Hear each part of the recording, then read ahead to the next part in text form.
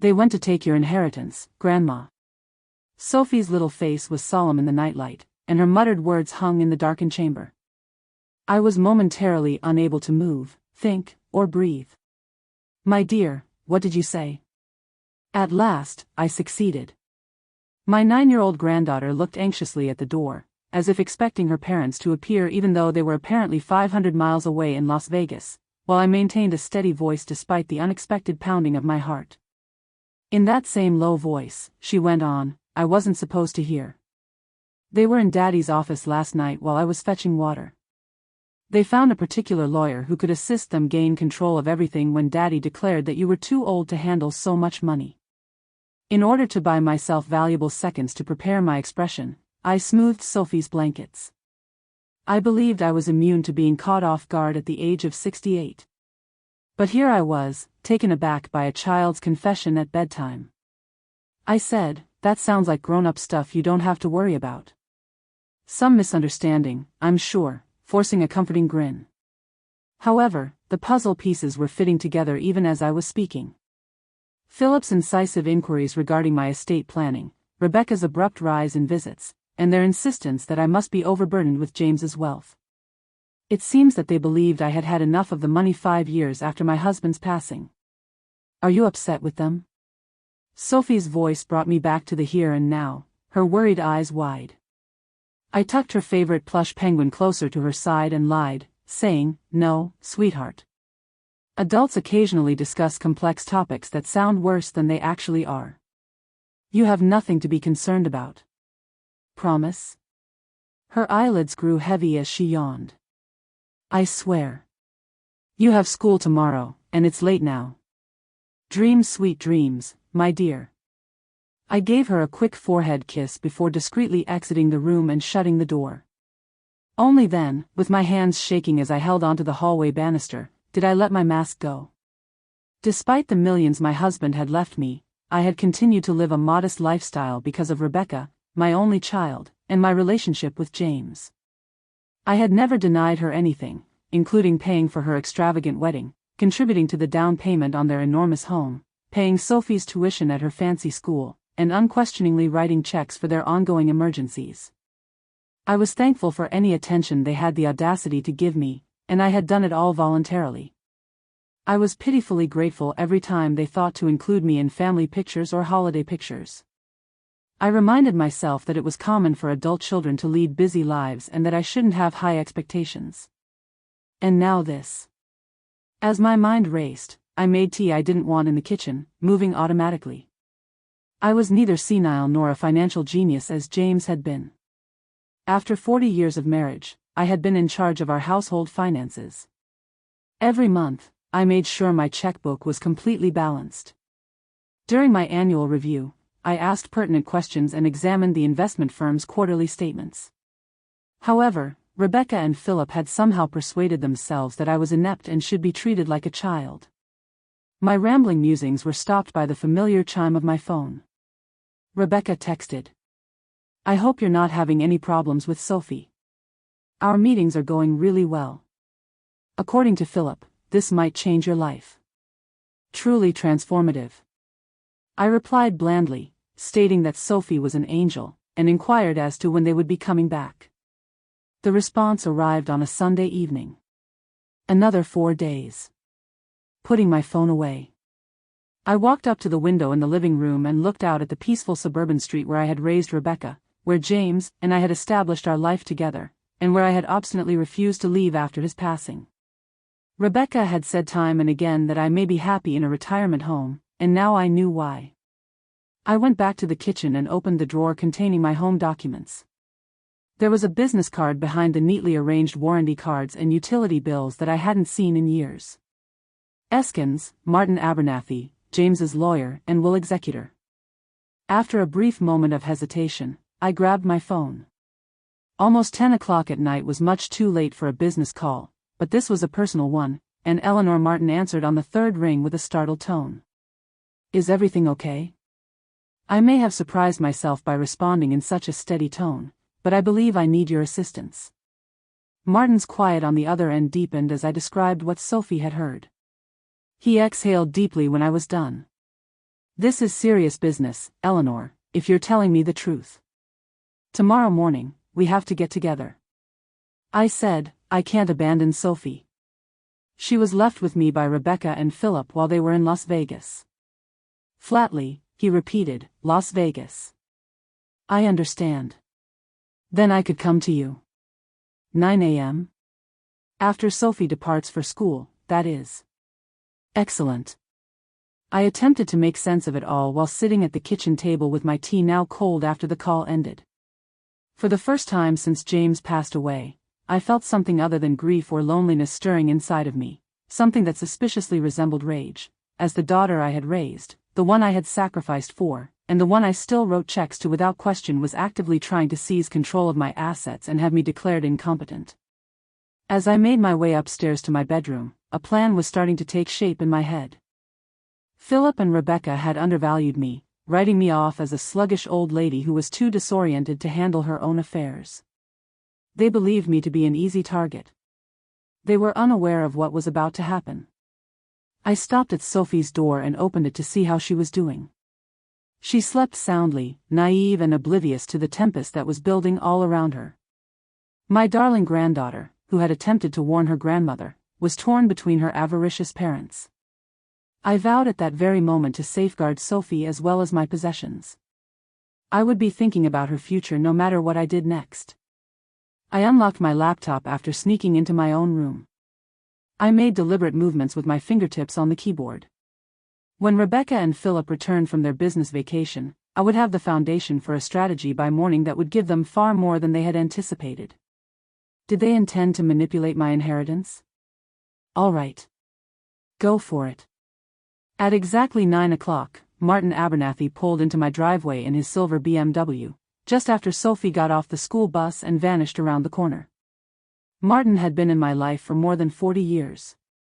Prior to being our lawyer, he had been James's friend. He had managed our finances, wills, and, after James passed away from cancer, his estate. Martin's attention to detail, his Brooks Brothers suits, and his traditional approach to client relationships had always given me comfort. That familiarity served as a lifeline today. He said, "You look good, Eleanor," as I led him into the living room. However, his eyes searched my face with expert evaluation, probably searching for indications of the cognitive loss my daughter had reportedly diagnosed. "Martin," I answered dryly, motioning him to sit down, "I'm not senile." "Not yet, anyhow." A specter of a smile appeared on his wrinkled face. "I didn't believe you were. You were always the shrewd one in the relationship, according to James. All he had was the corner office and the posh title." I took a moment to gather my thoughts before pouring coffee from the carafe I had made. Legally speaking, I need to know what Rebecca and Philip might be plotting. Could they possibly take over my affairs without my permission? Martin nodded his gratitude and took the cup. "Regretfully, there are a number of strategies they could employ. The simplest would be to apply for conservatorship or guardianship, asserting that you are incapable of handling your affairs any longer." "On what grounds?" I insisted, my anger growing. "I am completely capable. I and you are aware of that," he added softly. "Experts who are prepared to testify differently can be found by a motivated petitioner with financial means, particularly if they can identify any actions that appear odd or worrisome." I reflected over the past few months. Had I provided ammunition to them? Are there any times of forgetfulness or muddled conversations that they may use as leverage? I remembered that they had been pushing me to simplify my life. Rebecca claims it's too much for me to handle and continually recommending that I sell the house. Then last month Philip volunteered to arrange my financial documents. Martin's countenance clouded, giving the impression that he was unsure and had been requesting assistance. Nevertheless, I objected. "Never have I." I abruptly paused as a recollection came back to me. However, I did allow Rebecca to assist me with this year's tax filing. She claimed that as a favor, their accountant offered to do mine. The return was signed by whom? Of course I did. Have you given it a thorough review first? After hesitating, I spoke the truth. No, I had faith in her. Martin carefully placed his coffee down. I must see that return, Eleanor. And have Rebecca or Philip recently assisted you with any other financial documents?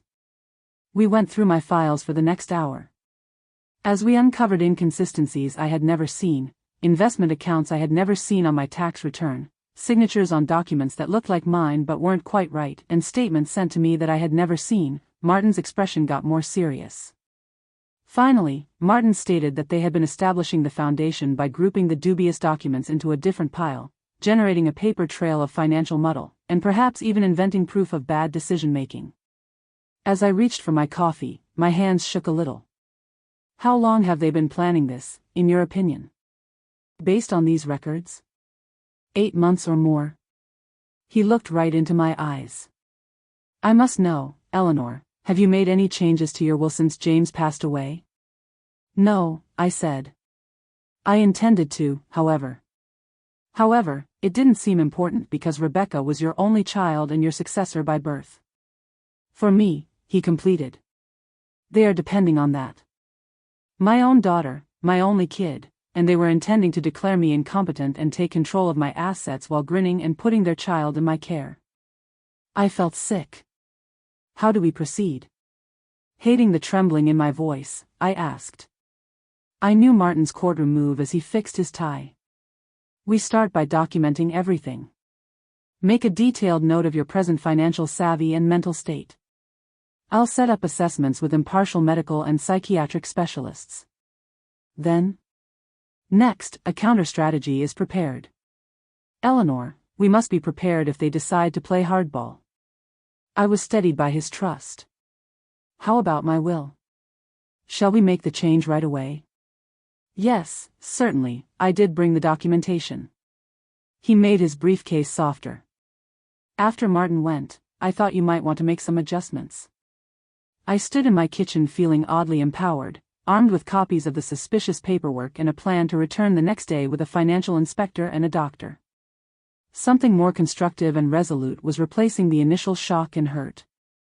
I took up my phone and called 2 more people. Martin suggested a private investigator, so I called him, and my bank to put holds on all of my accounts and require in-person verification for any transactions above $1,000. Sullivan Investigations, said a sharp-voiced woman. I introduced myself as Eleanor Sullivan. Martin Abernathy advised me to give a call. I need someone to keep tabs on my son-in-law's and daughter's whereabouts in Las Vegas.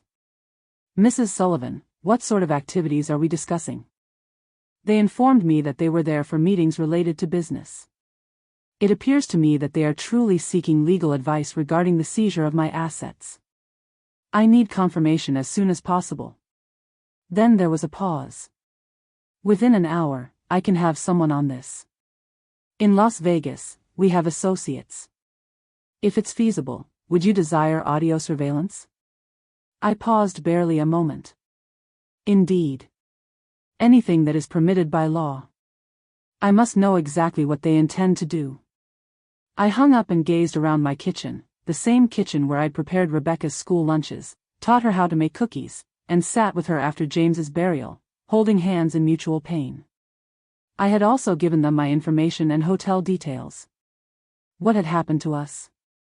I was startled out of my reverie by the sound of the school bus approaching outside. I quickly gathered myself and put the papers that were all over the table away. Sophie must not realize anything was amiss because she would be home. I greeted my granddaughter with a sincere smile as she came through the door, backpack swinging. Sophie was innocent, regardless of what was going on with Rebecca and Philip. Additionally, I was starting to see that she was my first priority for whatever came next. How did school go, my love? I inquired, assisting her with her coat. Excellent. I was chosen to represent Jupiter in our class model because I was familiar with all the moons in the solar system, which we are studying. She seemed to have forgotten her earlier concern, and her excitement was infectious. That's fantastic. You know, Jupiter is the largest planet. Very important.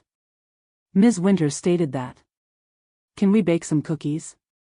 Emily didn't think your chocolate chip cookies were the greatest when I told her about them. Of course we can, I said, grabbing my apron. Perhaps we could also prepare a few extras for you to bring to school tomorrow. Sophie's focused expression, which reminded me so much of Rebecca at that age, caught my attention as we measured flour and cracked eggs. In this chaos, my granddaughter was the only innocent person whose intentions I didn't doubt. Later, Sophie worked on her homework at the kitchen table while I feigned reading while the cookies cooled. Actually, I was working on the next part of my strategy. The investigator would collect evidence, Martin would take care of the legal protections, but I had another task to complete that would make a strong impression when Rebecca and Philip got back. The investigator texted me, then my phone rang. Subjects based in the Wealth Management and Elder Law Departments of Greenberg and Associates. Monitoring is underway. Therefore, that was accurate. They were actually seeking legal advice about seizing my assets. Sophie's overheard exchange had not been a juvenile misreading or a misunderstanding. I glanced at my phone and then back at my granddaughter, who was naively solving her math problems. My strategy came together in its ultimate form. When Rebecca and Philip arrived on Sunday night, they would discover a very different Rebecca than the obedient, unsophisticated one they had left behind. They would discover voids where priceless objects once stood. Altered locks and missing paperwork. Most significantly, though, they would discover a grandmother who had finally woken up and was tired of being undervalued and taken advantage of. I reached for a cookie and grinned to myself. Would you be willing to assist me with a unique assignment tomorrow after school, Sophie? She looked up from her studies and inquired, what kind of project? A surprise, I said. A large one. We have the recordings you asked for, Mrs. Sullivan. I was standing in James's old study when I heard the investigator's voice on my phone speaker. I haven't been in that room much since he passed away. Dust motes danced in the air as dawn light crept through the slats. My thoughts had been whirling with plans and backup plans since 4 a.m. How awful is it? Grasping the edge of James's wood desk with my fingertips, I inquired. Diane Sullivan, who had the same last name as me but was unrelated, paused. I believe you ought to listen for yourself. The password-protected audio files have been sent to your email. That's the code we talked about. After thanking her and hanging up, I sat down in James's leather recliner and turned on my laptop. As I readied myself to confront whatever transgression had been caught, the comforting specter of his preferred lemon wood polish still clung to the furniture. The first tape started with background restaurant noise before Philip's distinct voice could be heard. The attorney claims it's simple. We request immediate interim control of her assets until the entire hearing, petition for conservatorship, and provide proof of her deteriorating mental competence.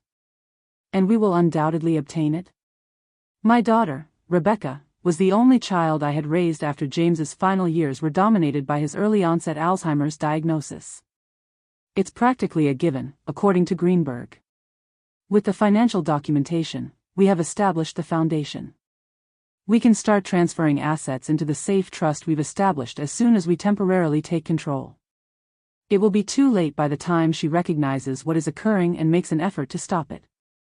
They went on talking about me as though I were a resource to be used, an issue to be resolved, or a barrier to be removed. They chuckled about how I was living in the past, how I would never notice certain transactions, and how they were more deserving of the money because they had actual costs while I was just rattling around that old house reading books. Throughout several sessions with the lawyer, a financial advisor, and even a doctor they intended to have examine me, the recordings persisted. The degree of computation was astounding. They considered everything, from hiding me from people who could realize something was amiss to creating proof of uncertainty. Rebecca and Philip were by themselves in their hotel room when the last recording was made. Philip was stating, we should move her into assisted living as soon as we get control. In the current market, such house must be worth at least $800,000. She will resist that. Rebecca answered. She has an odd attachment to the location. She will have no other option. That's what conservatorship is all about. The choices will be made by us, not by her. Sophie, what about her? Her favorite person is her mother. She will be angry. Philip's tone became stern. Children adjust. We'll let her know that Grandma need extra attention. We can finally get Sophie into the Swiss boarding school we looked at now that the inheritance has been handled properly. Is this the best education money can buy? I suppose you're correct.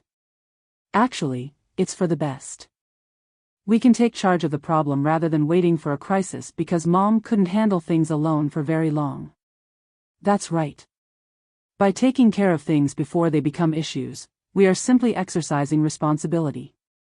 James's old desk clock ticked away as the tape came to a close, leaving me alone. I sat still, tears silently streaming down my cheeks, not from sadness, but from a new kind of cold, clear wrath. They intended to sell my house and put me in an institution. They persuaded themselves they were being responsible by sending Sophie to boarding school. After wiping my face, I grabbed my phone and texted Martin. I've got the evidence. All of it was recorded. Conservatorship is being considered. Transfers of assets, supported living, etc. He answered in a flash. Don't remove anything. As scheduled, I'm bringing our experts today. We'll construct a strong defense. The day proceeded as planned. Martin showed up with Franklin Moss, a forensic accountant, and Dr. Eleanor Chin, a renowned neurologist, while Sophie was at school. 3 hours were spent evaluating me. Cognitive assessments, memory drills, financial knowledge evaluations, and decision-making situations. Mrs. Sullivan, your score is in the 95th percentile for your age group. In the end, Dr. Chn stated that after looking over her notes, there is not a single sign of cognitive impairment or deficiencies in decision-making. Mr. Moss, you're exceptionally astute when it comes to money. Your decision-making is completely sound, your financial knowledge is advanced, and your records are meticulous. Martin appeared content. By tomorrow, we will have official reports for the file. Have you made up your mind about the adjustments you wish to make to your will? Yes, I had. The clarity of the new will was brutal. Philip and Rebecca would get nothing. Not a single coin, memento, or piece of furniture. Rather, until Sophie was 30, everything would be placed in a trust that would be overseen by Martin's firm and controlled by a qualified trustee. If she decided to pursue graduate school, a separate educational trust would guarantee that her education was funded. Throughout my life, would continue to be in charge of my possessions. Eliminating any chance that Rebecca and Philip could take control by having an impartial team of experts assess my ability in the event that concerns are raised. As Martin was getting the paperwork ready, I said, there's one more thing. I need a security system installed and I want to change the house's locks today. Without questioning my sudden need for security, he responded, I can make arrangements for that. He was aware of what we were dealing with because he had also listened to the recordings.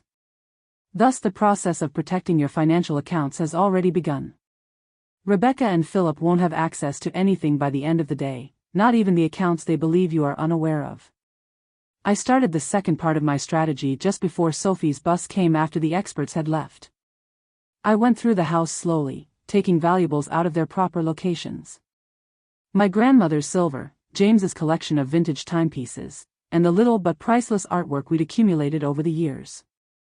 These jewels were being concealed as part of a meticulously planned scene I was making, not because I was afraid they would be stolen. Rebecca and Philip's darkest worries about what I might know or what I might have done would be sparked when they returned and saw clear voids where precious objects had been. Sophie's bus pulled up just as the locksmith arrived. I hurriedly told him that I had to go out to see my granddaughter, and he promised to keep working while I was gone for a little bit. When Sophie saw me waiting, she jumped off the bus with a smile on her face. What do you think, Grandma? On my Jupiter assignment, I received an A. That's fantastic, my love. I gave her a tight hug while breathing in the smell of school, pencil shavings, cafeteria food, and the unquantifiable enthusiasm of kids. I'm really pleased with you. Sophie saw the locksmith's van as we strolled hand in hand toward the house. That man is in our residence, but why? I was honest when I said, he's changing the locks. The older ones had become sticky. She smiled after accepting this explanation with ease. Is our particular project still underway today? Of course. I gave her hand a squeeze. Actually, it will be even more memorable than I anticipated. While the locksmith completed his task, I put Sophie inside and fed her a food. I sat next to my granddaughter at the kitchen table after he departed, giving me sets of new keys. Would you like to join me on a treasure hunt, Sophie? Her joy caused her eyes to widen. An actual treasure hunt? With everything, even a map? In a way. I grinned. We will collect some special items from various parts of the house and take them on a brief excursion. Your parents will be surprised when they arrive home. What sort of surprise? Curious at once, she asked. I leaned in with a plot.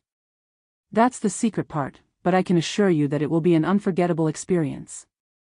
I experienced an odd sensation of calm as we started our treasure hunt, collecting objects that would be discovered if they were missing.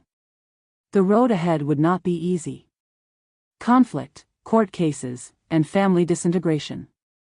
However, I felt completely alive and in control for the first time since James's death. For the last time, they had misjudged me. Is this one of the treasures, Grandma? From James's desk, Sophie held up a crystal paperweight, its facets shattering in the sunlight. To sprinkle her face with little rainbows. I held open the velvet pouch I had prepared for such things and said, "It certainly is." When your grandfather became a partner in his firm, he was given it. He would want it protected. We strolled about the home like a weird archaeological dig, Sophie searching for treasures while I pointed her in the direction of things that would be instantly identified as missing. The ancient chess set in the den, the little Tiffany lamp on the foyer table, and James's first edition books on the living room bookcases. I hadn't completely lied when I said that our treasure quest was a surprise for her parents. It would be unforgettable how surprised they were to return. How about this? Sophie pointed to the curio cabinet, which housed my most priceless jewelry, while she was on her toes. I commended her for her excellent spotting and unlocked the cabinet. This was a unique present from your granddad. I took out the blue velvet boxes that held James's more ostentatious presents. The tennis bracelet from our final Christmas together before Alzheimer's became too much for Dad, the sapphire pendant he had given me when Rebecca was born, and the diamond earrings from our 25th anniversary. As I opened each package to reveal them to Sophie, she exclaimed, "They're so pretty, like a princess's jewels." I gently remarked, "They're special memories," and slipped the boxes inside my roomy purse. Additionally, memories must be preserved. Sophie grew more excited as our treasure collection expanded, and we carried on with our excursion. She didn't ask where these things were going or why we were collecting them. She believed that we were just sharing a unique secret between grandmother and granddaughter, an adventure. I looked at my watch once we had gathered everything on my mental inventory. It is almost 5 o'clock. Enough time to go on to the next stage. Would you like to eat dinner at Rossini's tonight, Sophie? Her eyes glowed. Her favorite restaurant was Rossini's, which was typically saved for special occasions like birthdays. Really? Could you please give us the chocolate lava cake? Sure, I told her. We must first move our treasures to a secure location. Are you able to assist me with that? She gave a meaningful nod, demonstrating how seriously she takes her responsibility as treasure custodian. We're taking them where? I pointed to a special vault. A place where important things are kept protected, she explained, using words she would recognize from her adventure stories. Rebecca and Philip were unaware that the vault was actually a safety deposit box at my bank. Years ago, I had unlocked it to keep some documents that James had requested be kept safe and far from our house. This morning, I took advantage of my 50-year friendship with the bank's management by calling ahead to set up access after usual business hours. Sophie was appropriately impressed by the bank's security protocols, the identity verification process, the 2 keys required to enter the vault area, and the manager's quiet voice as he led us to a private room. This was preferable to any pretend game of explorers or spies, in her opinion. There was genuine riches in this adventure. As we carefully arranged the goods in the enormous safety deposit box, I reminded her that this is where we'll keep everything secure until the appropriate moment. Earlier, I had put the most important documents there. Copies of the new will, the recordings, and pictures of the financial documents that reveal inconsistencies. When are we going to return for them? Placing her grandfather's paperweight gently next to his watches, Sophie questioned. I smoothed her hair and murmured, when everything is settled. Do not be concerned. These treasures will not be lost forever. All they're doing is waiting for the ideal time to return home. Sophie's clear eyes, which saw too much, glanced up at me as we were done and the box was secured. Was what I told you the cause of this? Regarding Mom and Dad's journey? My heart skipped a beat. I had misjudged how well she understood the problem. Why do you ask that, my love? She scuffed the polished floor with her shoe. Because ever since I told you, you've changed. I'm thinking a lot, but not exactly sad. We are currently concealing treasures. I lowered myself to her level, looking directly into James's eyes. Sometimes, Sophie, adults have to defend the important things. All I'm doing is safeguarding what's important, which is always you. She nodded with a seriousness that belied her age, as if she had accepted this. Grandma, I'm happy you're not depressed anymore. Babes are making you grin more lately, even if it's a different kind of smile. She was correct. I had changed fundamentally since that confession at bedtime. I was experiencing a clarity of purpose that I hadn't had in years as the fog of sadness and complacency that had surrounded me since James's death was dissipating. I took her hand and said, "Let's go grab some chocolate lava cake. We've earned it, I believe." Sophie talked about school and friends over dinner at Rossini's, thankfully moving the discussion to more light-hearted subjects. I paid close attention, learning her facial expressions, the way she used her hands to converse, and her contagious giggle when the waiter used her napkin to do a little magic trick. This child was more important than the money, the property, or even the idea behind it, though it did strengthen my determination. As promised, we ordered the chocolate lava cake for dessert, watching with appropriate awe as the warm chocolate center flowed out when Sophie broke the surface with her spoon. "Grandma," she said between blissful bites. Sophie deserved better than parents who saw her as an accessory to their lifestyle and planned to ship her off to boarding school while they enjoyed the fruits of their scheme. Will we be able to go on more adventures together? Real adventures, not just treasure hunts? What sort of excursions were you planning? As she licked chocolate off her spoon, she gave this careful thought. Perhaps we might visit the mountains or the seaside.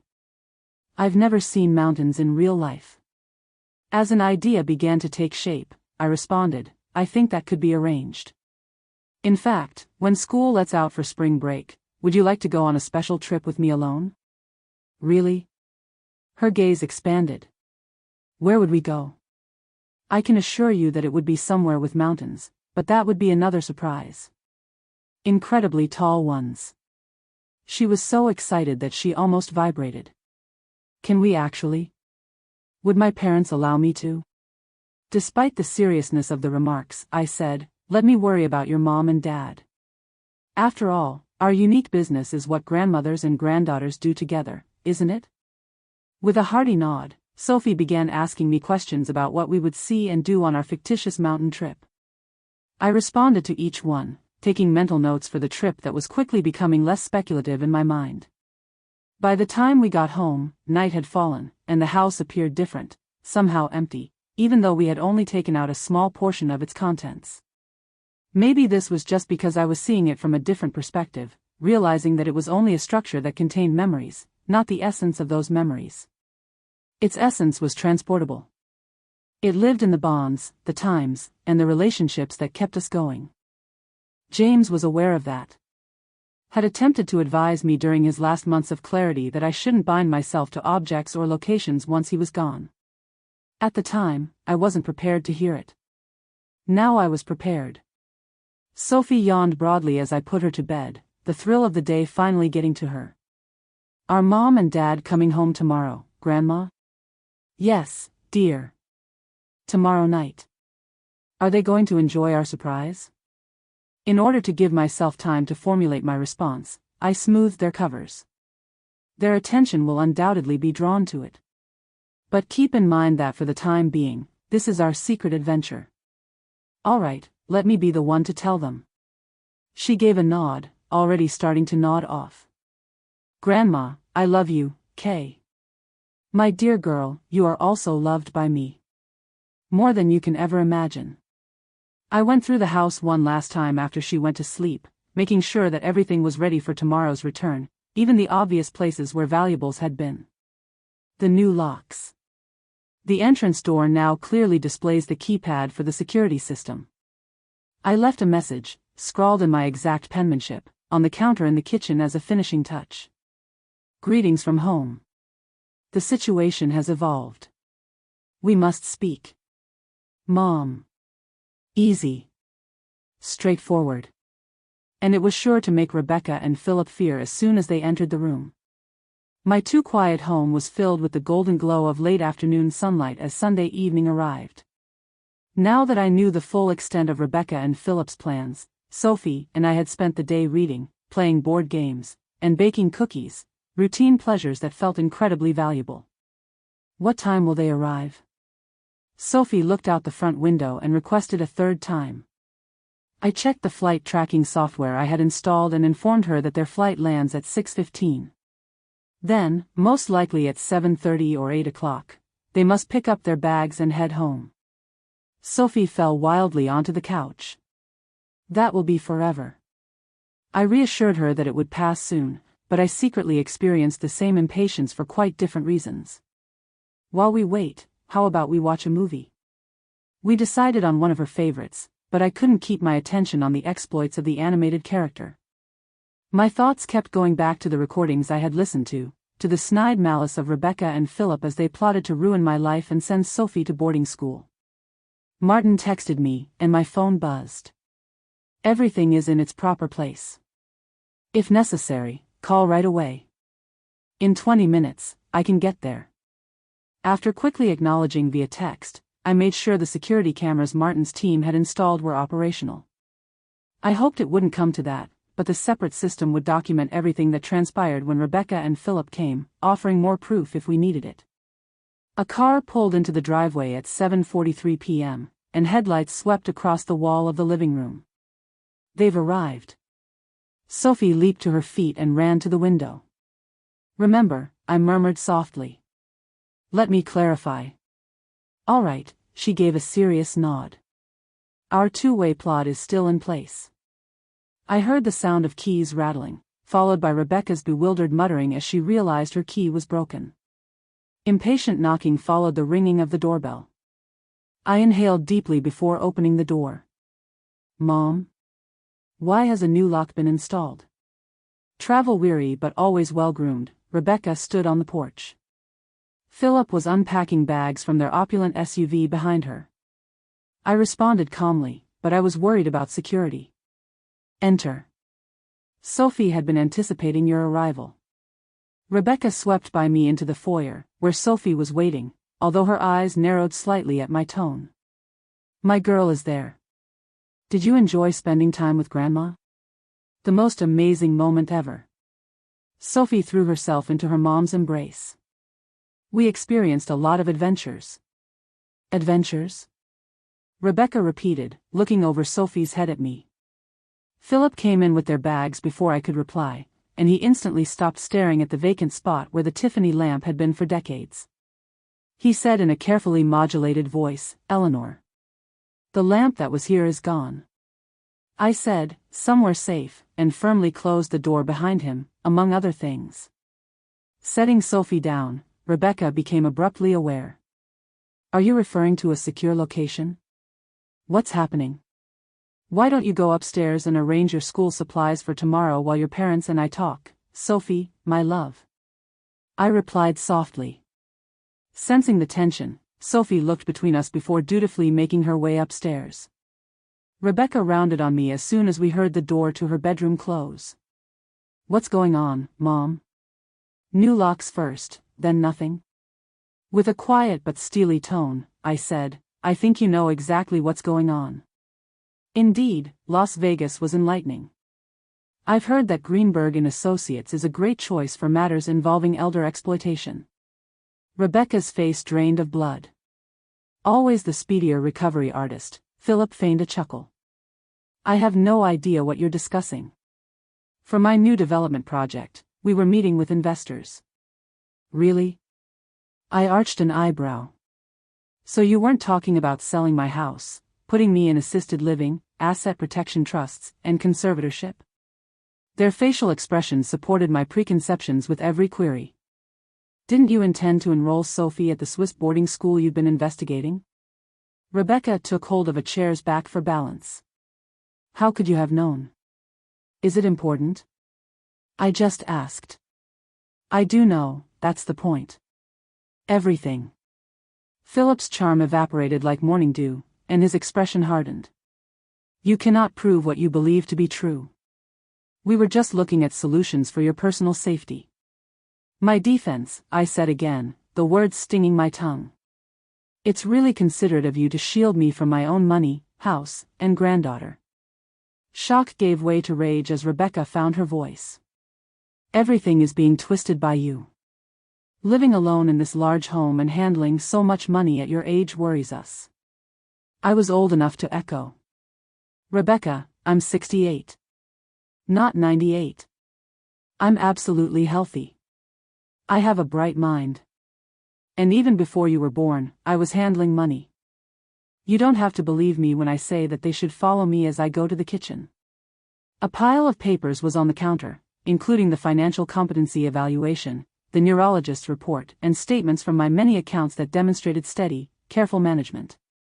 I added, as you can see, I've been quite busy while you were away, as I watched Philip furiously go through the documents. You should also be aware of a few additional changes I made. The security system panel that was now situated at the back door caught Rebecca's attention as she glanced around the kitchen.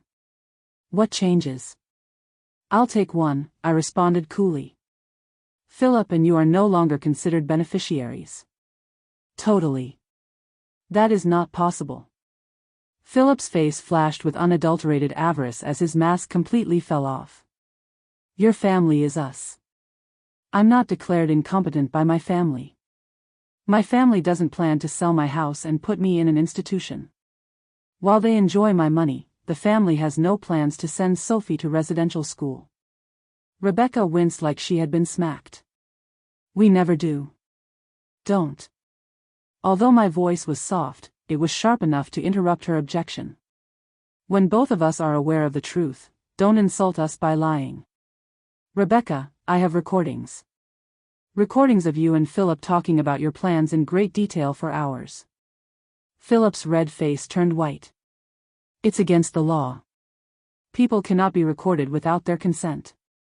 I told him that after doing extensive study with Martin, Nevada is a one-party consent state for recordings in public areas. The waiting area in the lawyer's office, the restaurant, and the hotel lobby are all entirely lawful. I'm prepared to take my chances in court, even though your hotel room may be more dubious. Are you? Between us, the menace lingered.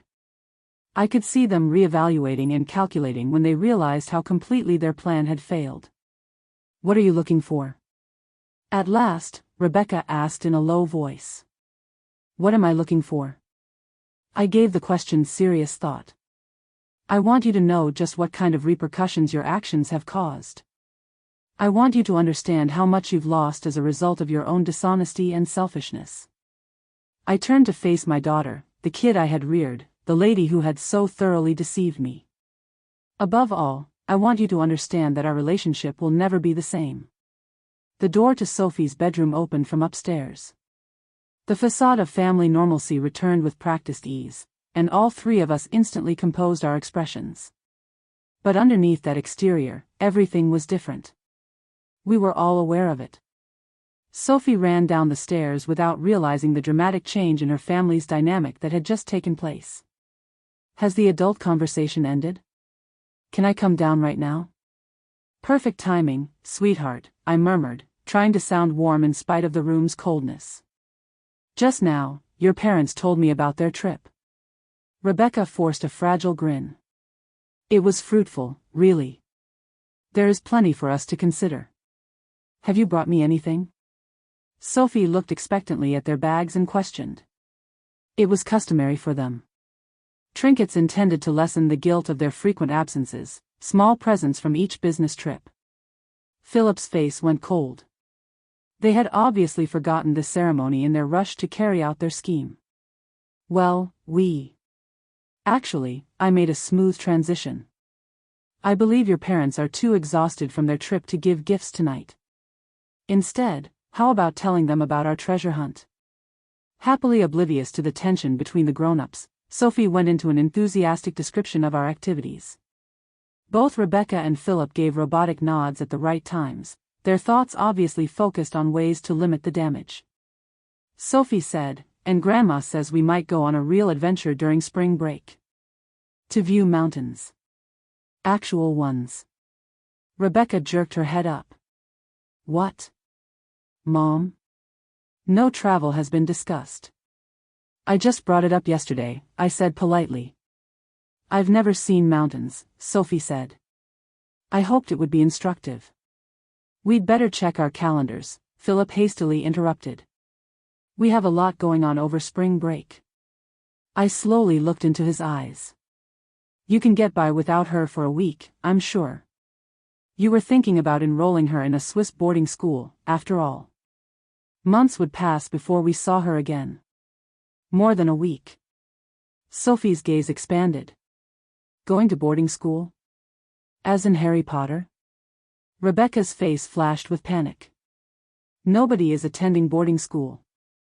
We were talking about something, and Grandma misinterpreted it." "Did I?" I asked quietly. I looked at the clock before the conversation could become any worse. "It's getting late, goodness. Additionally, Sophie has school tomorrow. Let's continue our conversation when I make some tea and you assist her in getting ready for bed." Rebecca paused, obviously not wanting to abandon me. However, the idea of taking Sophie away from the escalating tension prevailed. "Sweetheart, hurry up. Let's prepare you for sleep." Philip lowered his voice and moved closer as they made their way upstairs. "Eleanor, this is not over. I have achieved precisely what I set out to do, regardless of what you believe you have achieved here. I've safeguarded my possessions, my independence, and, above all, my granddaughter. Your next actions will determine whether or not this is over." He clenched his jaw. "Are you putting us in danger?" "I'm presenting the facts. I'd like you to go upstairs with your wife and daughter now. Sophie will want to wish you both a good night." I leaned on the kitchen counter after they vanished upstairs, giving myself a moment of silent victory. The first phase had proceeded according to plan. The understanding that I was a few steps ahead of them, the astonishment, and the denial. The sensitive phase was about to begin. For Sophie's sake, setting new limits while protecting what little relationship could still be salvable. I made tea and set 3 cups on the kitchen table by the time Rebecca and Philip came back downstairs. A conscious decision. The living room, with its suddenly obvious empty spaces, was more formal than the kitchen, which was neutral and familiar. Rebecca sat into a chair and remarked, "Sophie is asleep." She was worn out. "Big adventures will do that," I said, steadily pouring tea. "She is an amazing youngster. Astute, compassionate, and truthful." The implication of the parallel hovered between us. "Mom," Rebecca said, modulating her voice carefully. "I believe there has been a significant miscommunication. Stop whatever you believe you heard." I clicked firmly to put my cup down. "I thought I heard nothing. I am fully aware of your plans. I have proof. You've both done enough insulting things to my intelligence and wasting everyone's time by denying it." Leaning forward, Philip changed strategy. "Look, Eleanor, perhaps we overdid the option shopping. All we were worried about was you." I finished for him, living alone, running such a big estate, an estate you were going to run. Let's be clear as day. My welfare was never the concern here. It was about obtaining funds that you were not entitled to and did not earn. Rebecca's face reddened. "It's unfair. We had costs and obligations, and you made the decision." I drew attention to the lavish vacations, private schools, fancy cars, and the enormous mansion. Nobody made you live that way. What comes next? "Frankly," Philip said, "you've made your point. You've concealed your assets, added security, and altered your will. What do you hope to achieve here?" "I have a very straightforward endgame." I put a few documents on the table and opened a folder I had already prepared. I will use these terminology moving forward. Leaning forward, they looked over the papers in increasing shock. At last, Rebecca responded, "You can't be serious." Never in my life have I been so serious.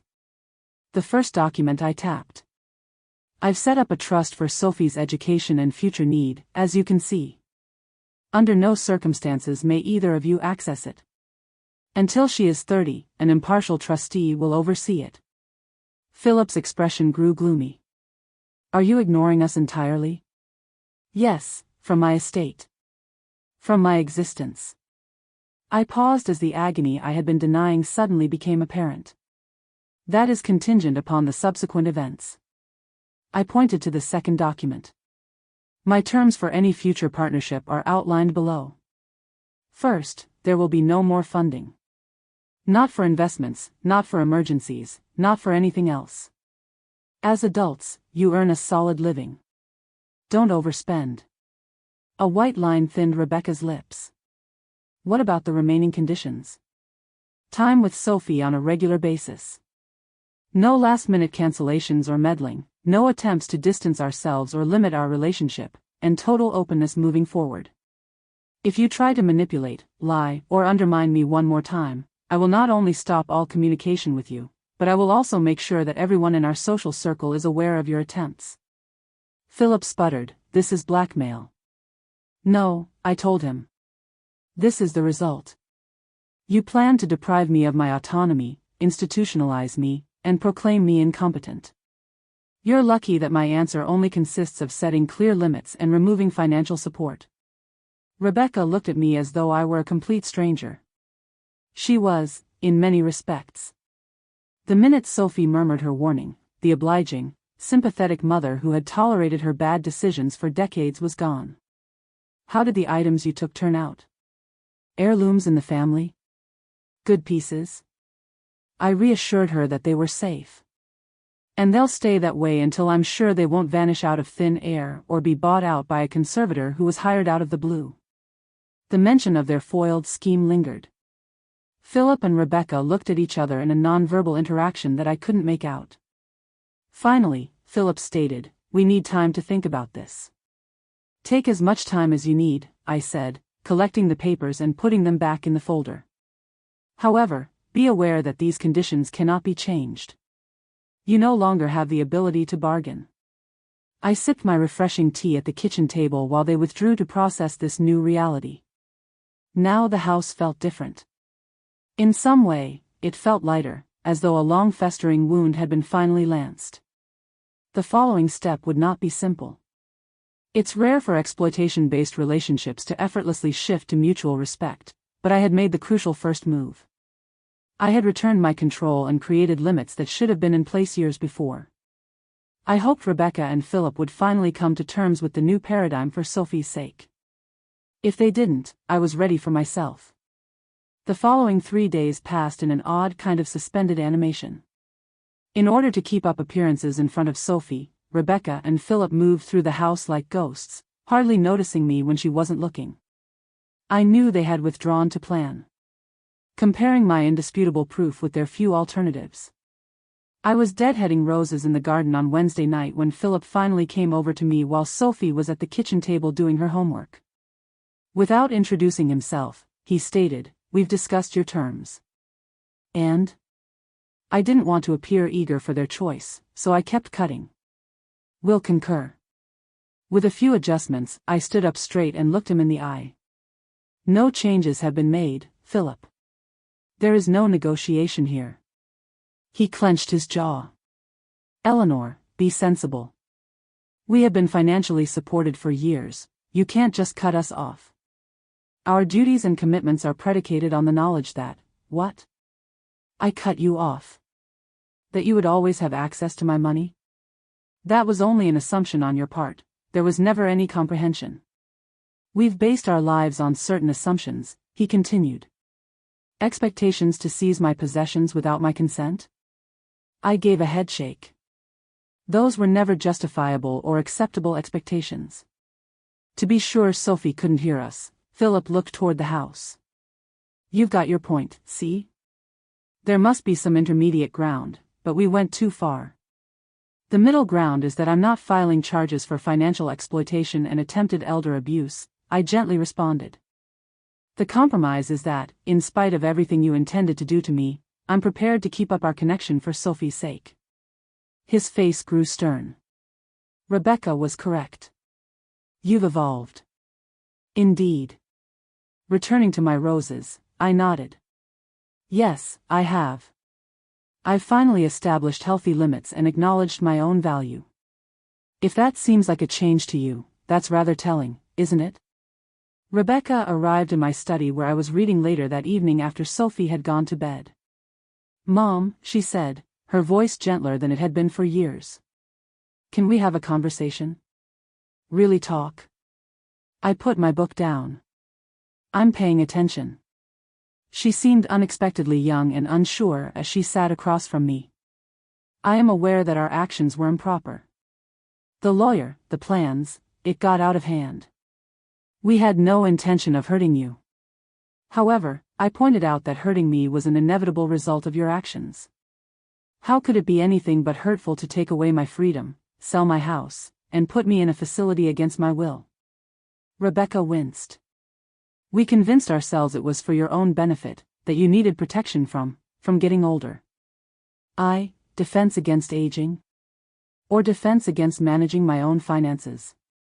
Despite the difficulty of the subject, I asked in a soft voice. Her eyes filled with tears. Both? I'm not sure anymore. Philip clarified everything, and it all made sense. However, now that you've been apprehended, the excuses appear tenuous. For her, I completed. She gave a pitiful nod. I don't expect you to forgive us. But may we try to find a way to go forward for Sophie's sake? I had a glimmer of optimism that my daughter might actually comprehend the extent of her betrayal for the first time since this started. Rebecca, in order to move forward, we must admit what happened and not minimize or make excuses. I understand, she muttered, and I sincerely apologize. We lost sight of our goals, our outward looks, and our constant need for more than we actually possessed. I examined her face, looking for genuineness behind the rehearsed apology. Rebecca had always been good at saying what other people wanted to hear, but now there was a change in her face, a rift in the flawless exterior, a flash of sincere remorse. At last, I said, I can't trust you just yet. It will require persistent conduct and time. But I'm willing to strive toward a different kind of relationship, if you are. One that is founded on respect for one another instead of exploitation. She wiped away a tear and nodded. And your terms' financial aspects? I affirm that they cannot be negotiated. Instead of maintaining the extravagant lifestyle you have because to my subsidies, you and Philip should live within your true means. We'll need to make some big changes, she said. The club memberships, Sophie's school tuition, and the mortgage. Yes, I agreed, you will. However, those adjustments might result in more significant priority. Spend more time with Sophie rather than working non-stop to keep up appearances. More genuine connections that aren't predicated on position or money. Rebecca nodded once again despite her doubtful expression. We'll do our best. We'll try, but it won't be simple. I stayed in my study after she went, replaying our exchange in my thoughts. Was her remorse sincere, or was it just a ploy to safeguard her interests? Time would tell. For now, for Sophie's sake, I had to move forward cautiously optimistic. Rebecca and Philip declared they were going back to their own house the next morning. As they packed their things, Rebecca stated, "We've imposed on you long enough, and we have financial planning to do and adjustments to make." I understood the subtext and nodded. They had to reorganize and review their budget without my financial assistance. And figure out how to keep their lifestyle somewhat intact using only their personal incomes. Sophie felt let down. Are we unable to stay longer? I was planning to begin reading the new mystery series with Grandma. Rebecca gave her a meaningful look and reassured her that she would still see Grandma on a regular basis. Actually, more frequently than previously. We're figuring out a timetable. Philip added, like for your piano lessons. Consistent, weekly on the calendar. Sophie became more cheerful. Really? Not only when you're not busy or when you remember? They had frequently cancelled her time with me for their own convenience, and the simple query hit home like a slap. Philip instantly showed a keen interest in his bag zipper, while Rebecca reddened. Really, Rebecca said. From now on, Grandma will play a larger role in our daily routine. I drew Rebecca aside for a last conversation as they packed their car. Sophie's travel during spring break. What I said was true. I would like to show her the mountains. Where precisely? She inquired. Her tone was returning to one of weariness. Colorado. The Rockies. I've previously researched age-appropriate activities and accommodations. Rebecca paused. Visibly, old control patterns are struggling with the new reality. That would be fine, I guess. As long as we have information, contacts for emergencies, etc. I readily agreed, of course. When everything is finalized, I will email you the entire itinerary. I neglected to emphasize that the trip was more than just a vacation between a grandma and her grandchild. It served as a test of their readiness to comply with our new agreement, of their consideration for Sophie and me, of their acknowledgement of the change in power. The house felt abruptly silent and empty once they drove out. I briefly missed Sophie's vivacious presence very much. However, relief was also present. For the sake of my granddaughter, I need time to think, to breathe, and to devise my next course of action without acting normally. I poured myself a cup of tea and took it outside to the garden, where I sat on the bench James had constructed many years before. Absently, I wrote that the roses needed extra care. Similar to relationships, they needed to be regularly cared for, pruned sometimes, and occasionally more drastically intervened in when disease threatened the entire plant. I couldn't help but smile at the metaphor. This week, I had done some pretty major trimming on my family tree. What fresh growth might come from the cuts was still up in the air. Martin texted me, and my phone buzzed. How was it? I said, they've accepted the terms. At least for now. Remain alert, was his prompt reply. It's rare for people like that to change overnight. He was correct. Naturally, this was only moved to a new stage and not really resolved. However, I felt in charge of my own life, choices, and future for the first time in years. It was worth everything just for that. After 2 weeks, we cautiously adapted to our new family dynamic. As promised, or maybe aware of the repercussions of not keeping it, Rebecca and Philip set up a regular timetable for Sophie to visit me. Every other weekend and on Wednesday afternoons after school, Sophie would show up with her backpack and a big smile, excited to spend time with me. For them, the financial separation was more difficult. Rebecca called me tensely after they made their first mortgage payment without my help. Mom, I understand that we accepted the terms, but would you please assist with the payment just once? The property taxes were somewhat overdue and due at the same time. No, Rebecca, I firmly but softly responded. You are now in charge of your finances. If the house is out of your price range, you may need to think about downsizing. Cutting back. Even over the phone, she was clearly horrified by the notion. However, Sophie's school district is in this neighborhood. I mentioned that there are smaller homes in desirable communities and strong public schools. Based on their actual incomes, most families make decisions like these. There was a minute of astonished stillness before she said something about considering her options and hung up. I saw a "for sale" sign had been put up in front of their property later that week. I concentrated on starting over in the meantime, not only for Sophie but also for myself. I reconnected with old acquaintances I'd forgotten about while James was unwell, joined a reading club at the local library, and even started attending a Tuesday morning watercolor class. Tiny steps toward becoming the woman I could have always been if I hadn't immersed myself in caregiving duties. Martin made sure the legal safeguards we had established were still in place on a regular basis. The paperwork and recordings were safely stored in my safety deposit box. Insurance against any reversals on the part of Philip and Rebecca. Have you thought about giving back the things you took out of the house? During one of our chats, he asked. The immediate threat is over now? Not yet, I said. I continue to watch and wait. Rebuilding trust takes longer than destroying it. He had given a nod of approval. Sensible strategy. Hold on to the leverage until you're positive. I was teaching Sophie how to make James's excellent blueberry pancakes on a bright Saturday in mid-March when Rebecca's ringtone came on my phone. As I assisted Sophie in flipping a flawlessly golden pancake, I responded, nestling the phone between my shoulder and ear. We must talk, Mom. Rebecca's tone was different from the polished charm she usually uses when making a request. Not to mention the strict control when she didn't get her way. Her voice was one of defeat. Is everything okay? Instantly alert, I asked. Not at all. The sale of the house fell through. The purchasers were unable to obtain finance. She hesitated. We have been shrinking in other areas as well. Yesterday, Philip's vehicle was returned to the dealership. The country club membership was cancelled. I understand.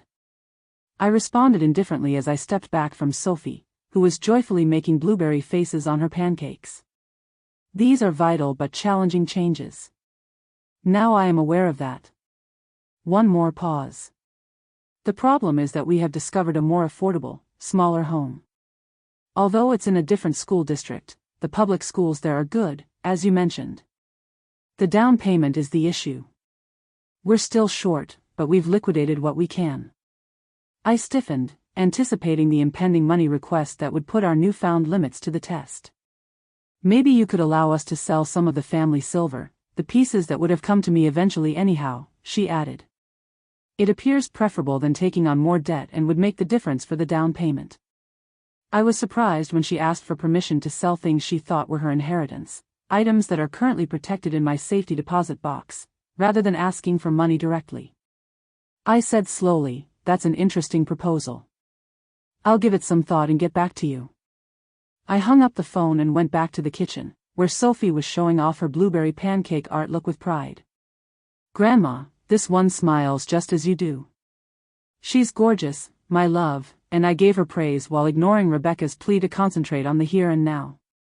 Later, I called Martin for advice while Sophie was engrossed in a film.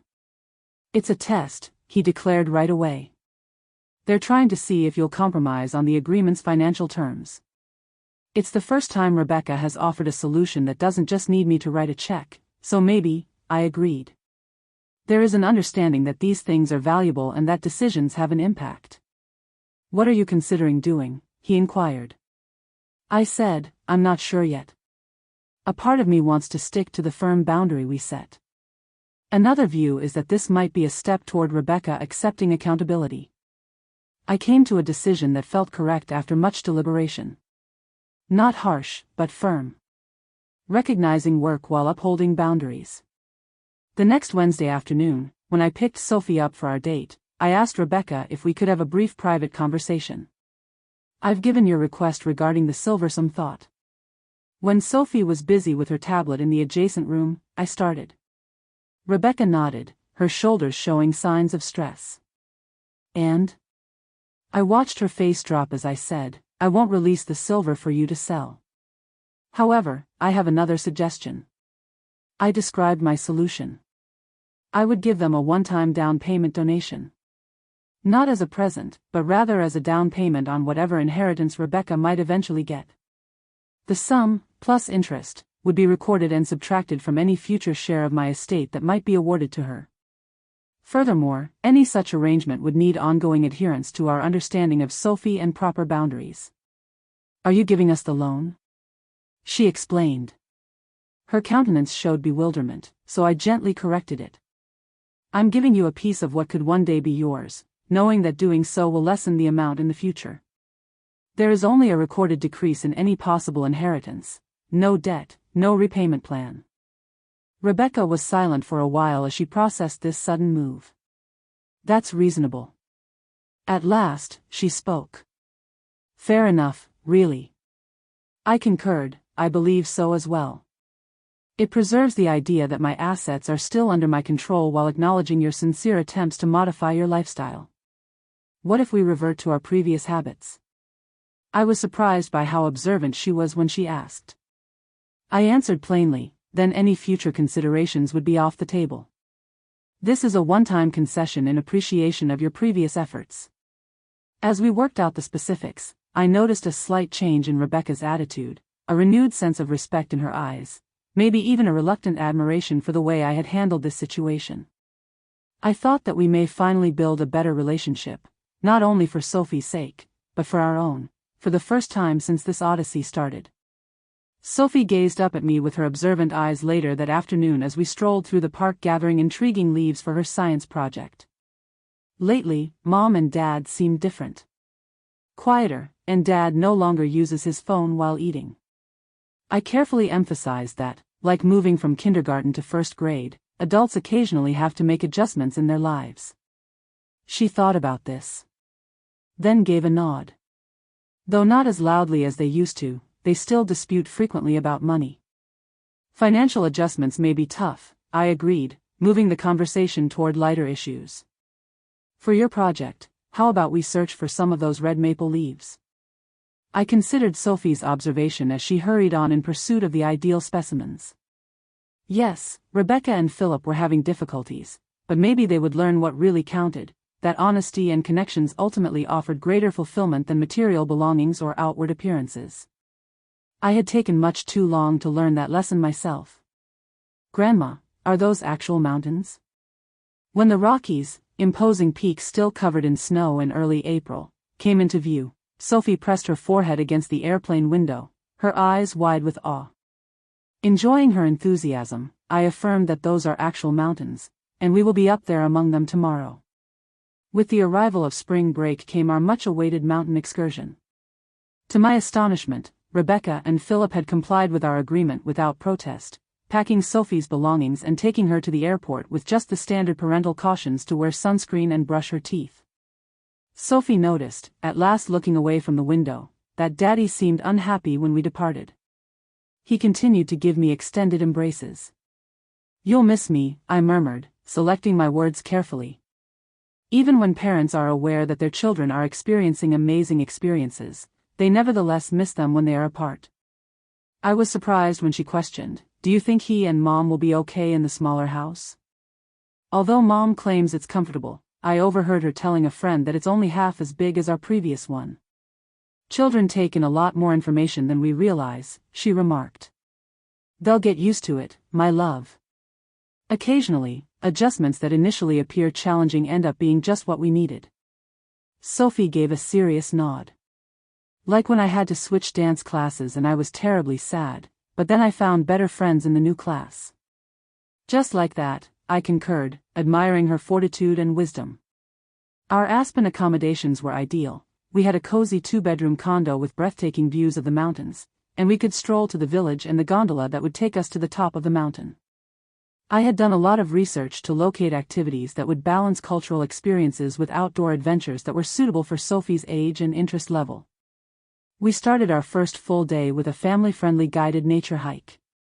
Our guide, a bearded young man named Travis, who obviously loved kids, showed Sophie how to spot animal footprints in the remaining patches of spring snow and described how the town's name, Aspens, will soon be sprouting new vegetation. He pointed to a grove of thin white trunks and explained that those trees are actually all one creature. They have a root system that connects them underground.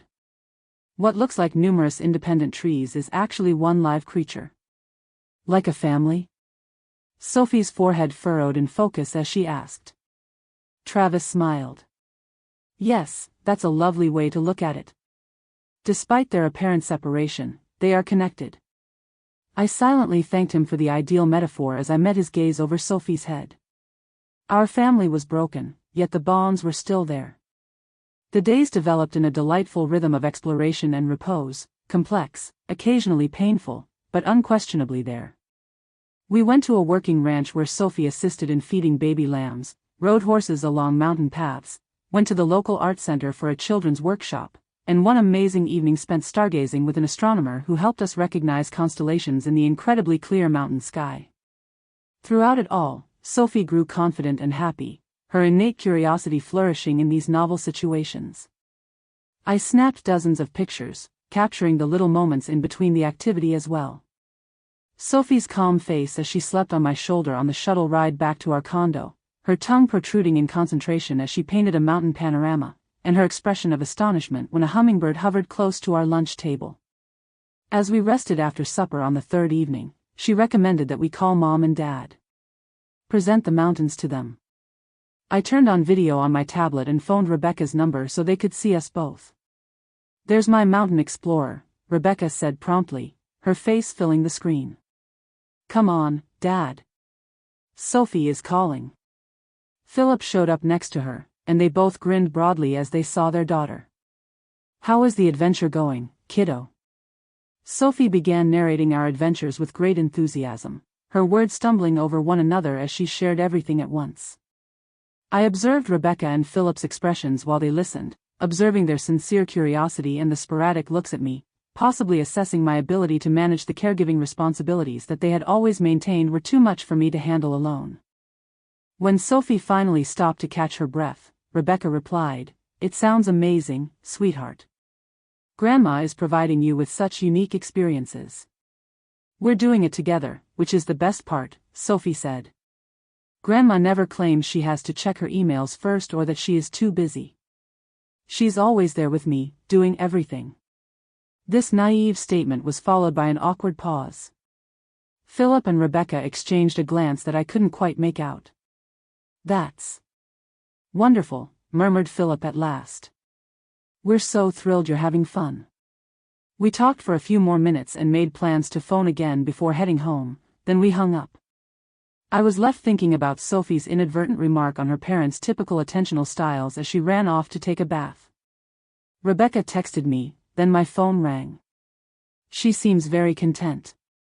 I appreciate you providing her with this opportunity."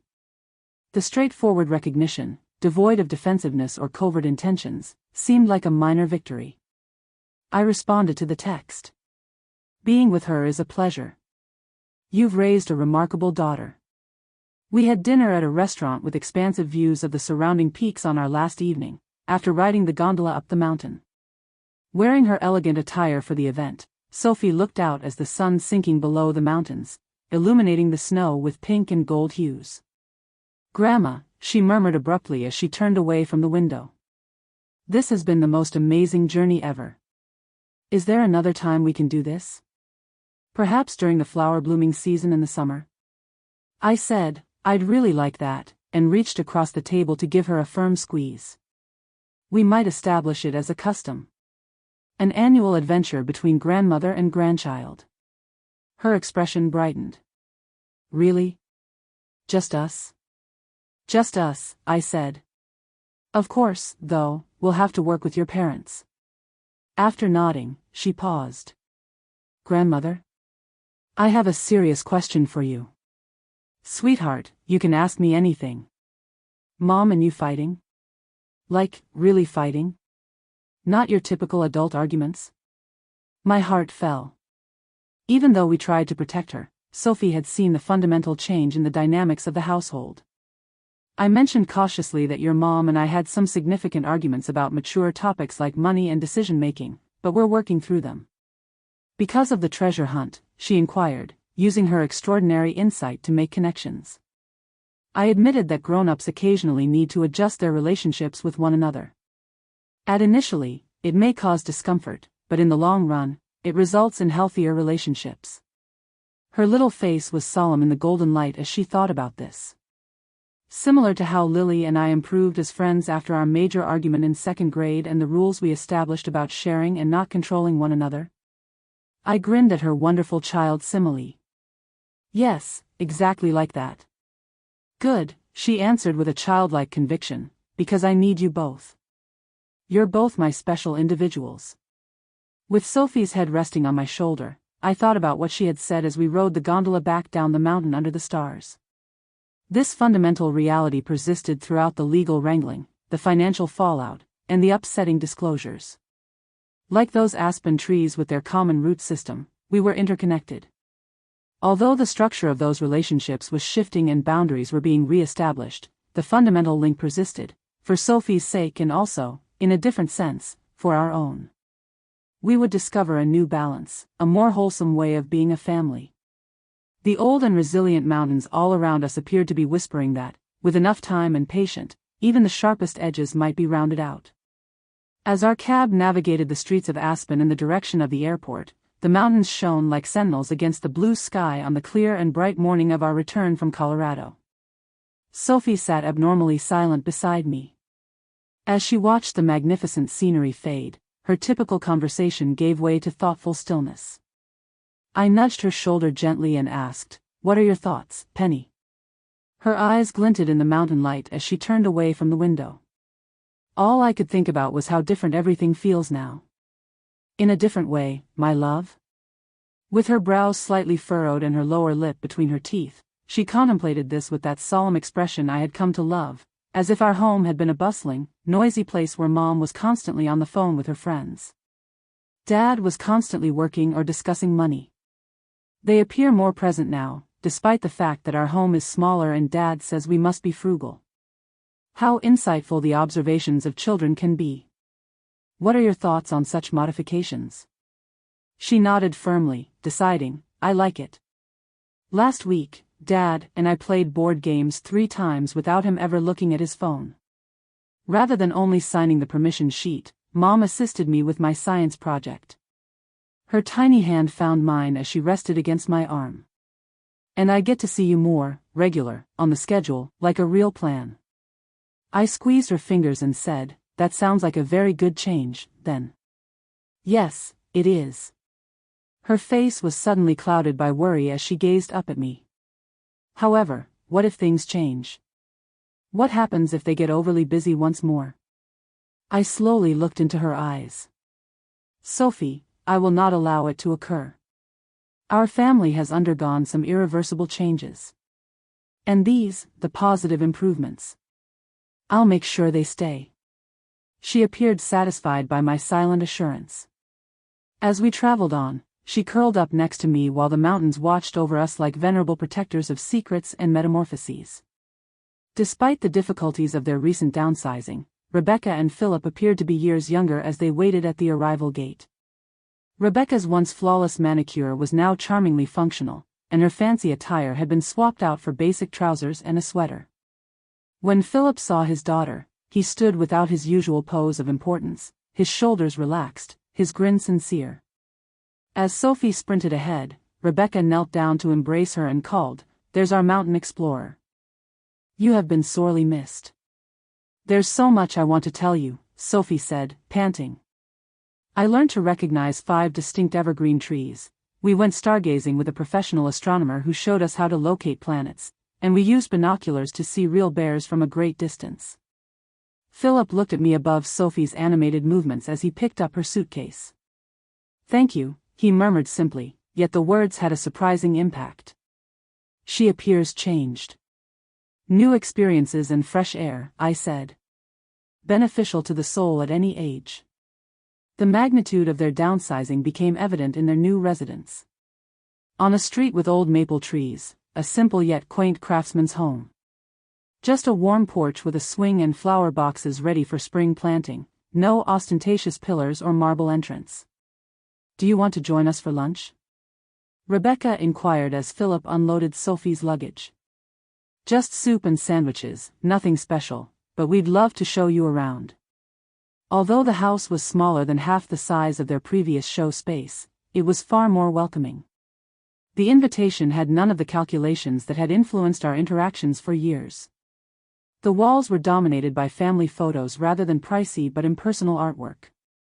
Instead of being tucked away in a special, kid-friendly space, Sophie's drawings and schoolwork were on full display. Rebecca showed me around and stated that we're still working things out. We sold nearly all of our furniture since it was too big and elaborate for the surroundings here. It's beginning to seem more like home than the last place ever did, though. Here, I noticed honestly, there's a warmth. A sense of who you truly are as a family. A flash of something passed across Rebecca's face. Acknowledgement of a reality she was just now starting to realize. As Philip arranged Sophie's mementos upstairs, she quietly confessed, "We spent so many years focused on appearances. the appropriate social networks, schools, and address. We lost sight of what truly brought us joy somewhere along the line. I softened my tone and said, "It's an easy trap. Particularly when it seems like everyone is pursuing the same goals. What's surprising is that the kitchen island has basic ceramic plates arranged on it," she added. "I don't miss it as much as I had anticipated. It was never fun at the country club, but it was always stressful. Constant pressure to speak, dress, and interact with the appropriate people. Sophie laughs more at the communal pool than at the club, where we now take her on Saturdays." I stepped out cautiously as we made lunch together in their small kitchen. "And Philip? What's up with him?" Her lips formed a sincere smile that was better than either of us had anticipated. "He has reconnected with a friend from college who owns a real estate company in the area. More modest fees, smaller properties, consistent labor with regular hours. Instead of continuously networking or pursuing the next big transaction, he now has dinner at home every night." "How about you?" Gently, I inquired. With her knife hovering over a tomato, Rebecca paused.